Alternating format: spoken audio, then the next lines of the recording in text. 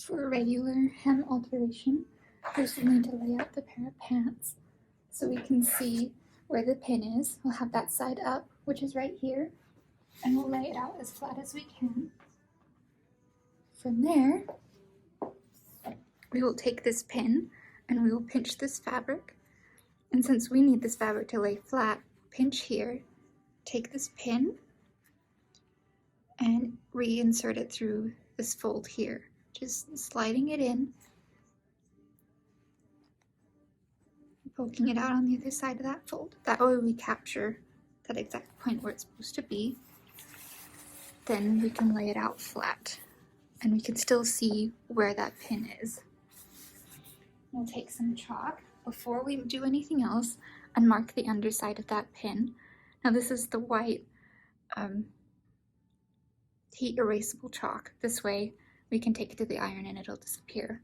So we'll mark that there. And from here, we need to make doubly sure that it lays flat. So over here you can see that it's a little off.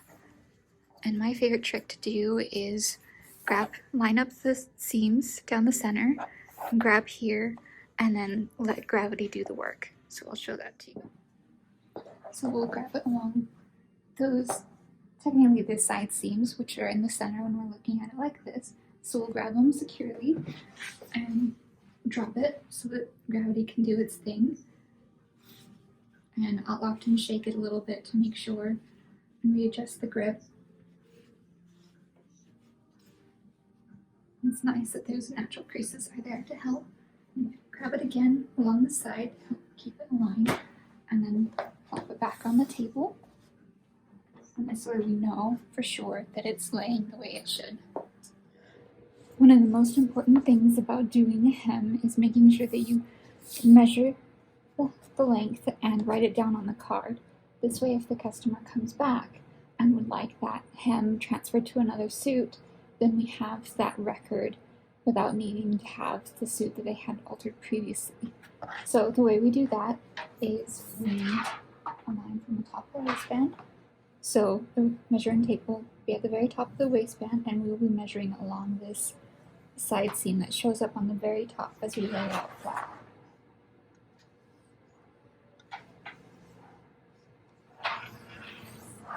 And this one is 42 5/8, so I will write that on the card. Right next to length, and I'll write it over here, and then continue doing the hem. We can take out the pin since we already made a mark where that pin will be. So we'll remove that pin, set it aside. And then we'll take usually the 3-inch ruler, which is this big one, and we're going to line it up down the center. So where this 10 mark is in the center and this 8 mark, we're going to line that up with the bottom of the 10 along the seam here. This way we know that it's straight, and we're going to mark along this line. And something I like to do is I like to keep my hand there and flip up this bottom half.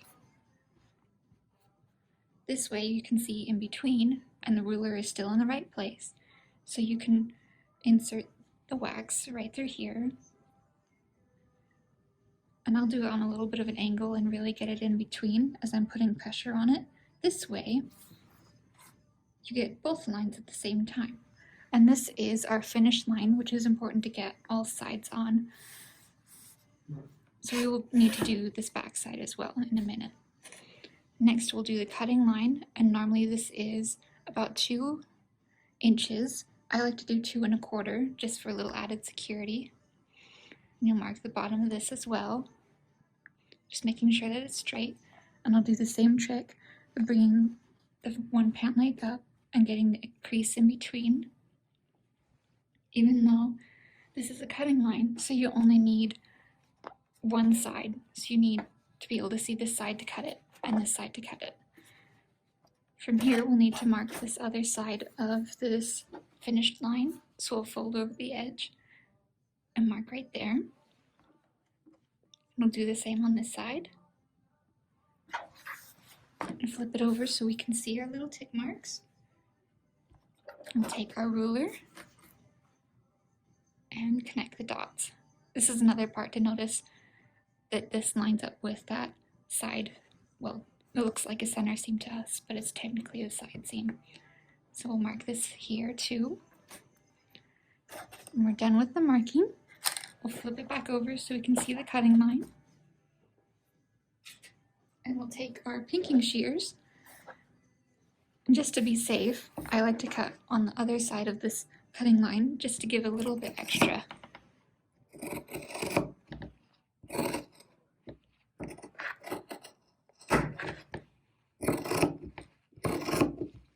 And unless they ask for extra fabric, always do it 2 inches and 1/4,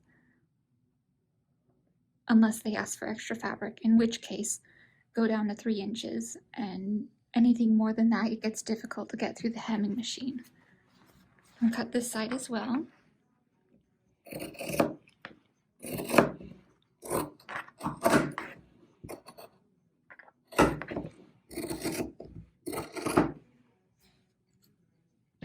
For the most part, we don't need to save a lot of fabric scraps unless they're massive or unique. So this goes in the trash since we have plenty of black. From here, we'll take this to the iron where we will be pressing, we'll be folding it inwards like this along this line and pressing it flat. Here we are at the iron, so we'll just do one side at a time. We'll make sure this lays flat. And I like to pinch along those corners where those creases are and just shimmy it down.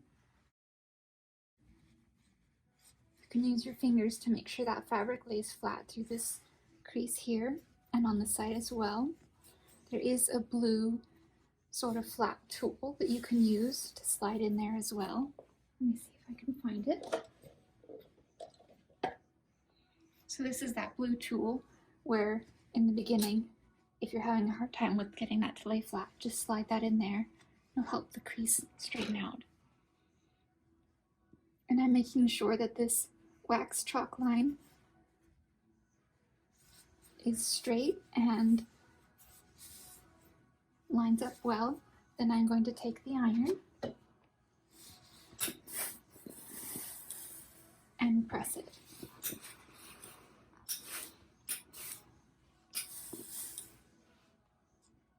That looks pretty good. I'm going to flip it over and make sure it's pressed on this side as well. Another thing to look out for is to make sure the seam allowances aren't folded to one side, but they are open. So that looks pretty good. Now I like to fold that one back and bring the other one forward and repeat the same thing.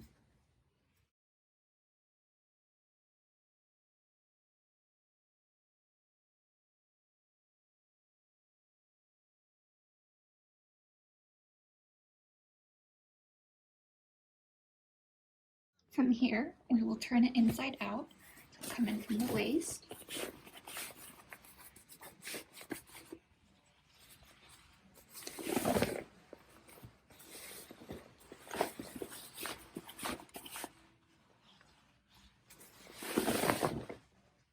And this is how it will go through the hemming machine.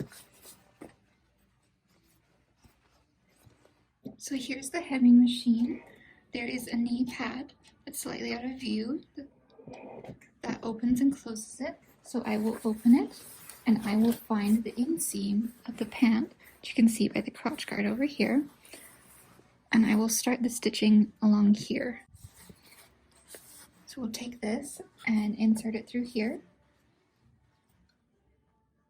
And I'm going to line up the edge of the fabric with this screw here and let it sit.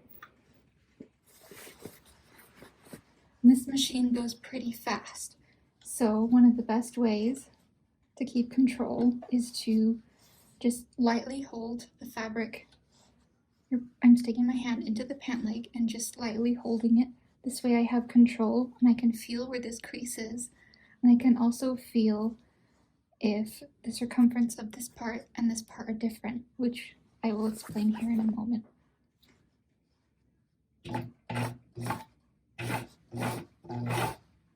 So I'm having it go pretty slow on this one. And at this part, the seam and the seam don't necessarily have to line up, but it's good if they're close.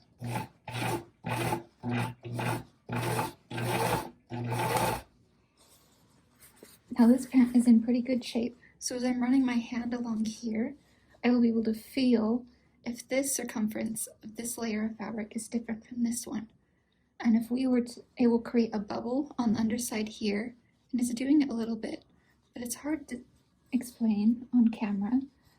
But you'll be able to feel the bubble as it's not going to lay flat if that bubble is left there. And if there is a bubble, this one doesn't have a big one, so I'm not going to do a lot, but I'm going to pop a couple stitches on the seam here to make it split just a little bit. And this way you can see as you put some pressure back on this here, that this split will open a little bit and it will allow it enough leeway that these layers will lay well together. And so I'll continue stitching, and I'm going to run over my original stitching here.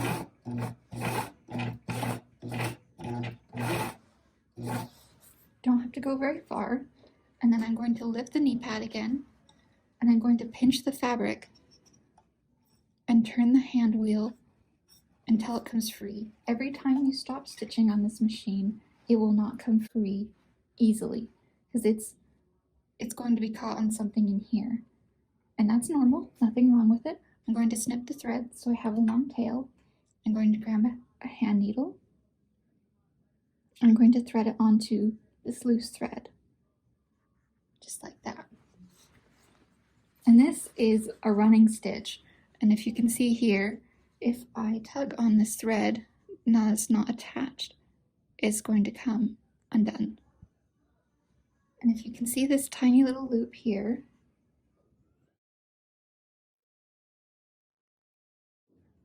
I've got it caught on my needle here.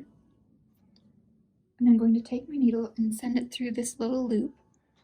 This way, we're tying it in place. So I'm going to tighten, and I'm going to do a second one just to secure it.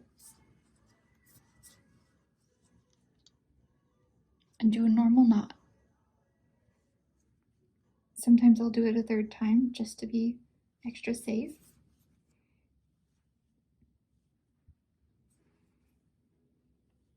We don't need the needle anymore for this part of the pant. And there's these extra threads here that I'm going to cut and discard.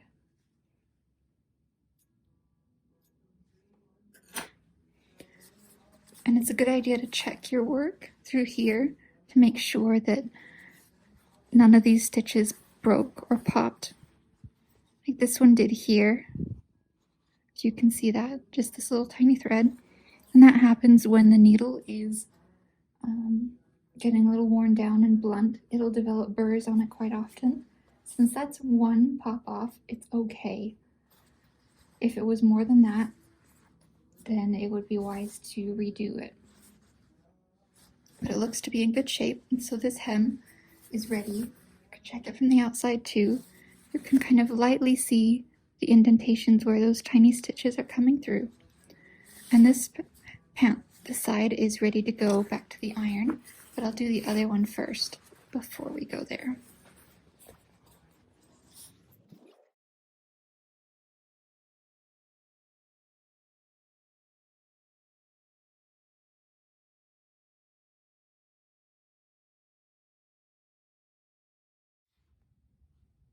I've turned these pants right side out, and this is after being stitched, and this looks pretty good, but just to give it a little bit more professional of a finish, we're going to press it one more time.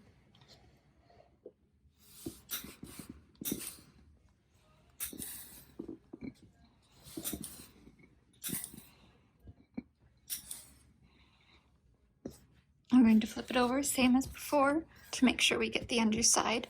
Sometimes the stitches like to pull a little bit through here, and it is possible to smooth them out with the iron a little bit. But if we don't check both sides, then we could miss it, and that might make the customers unhappy. if they find that and aren't happy with the quality.